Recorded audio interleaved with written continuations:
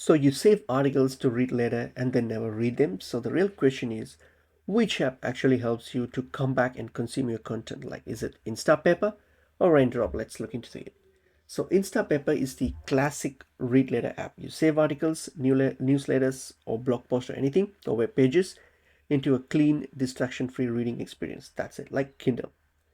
Okay, but Raindrop here, on the other hand, it's more like a modern bookmark manager. It saves articles too, but also videos, tweets, PDFs, images, and those things. So it's like less of a read late, but a more save literally everything options. That's the key difference between these two platforms here. Okay, so the positives of this Instapaper is that it's extremely clean reading interface. It removes ads, clutter, any distractions, and it has excellent text to speech feature for listening to articles.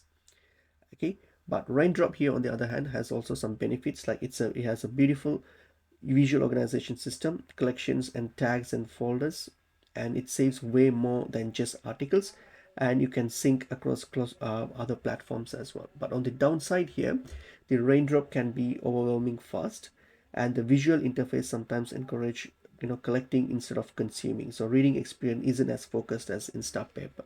But on Instapaper here, some of its downfalls is that it feels outdated compared to modern apps, and the organization tools are pretty basics, and it's not ideal for saving multimedia content. So I would say, if you're a reader, you can choose Instapaper. Like, you mainly save long form articles and genuinely want to finish reading them, then this without distractions, this might be a better option.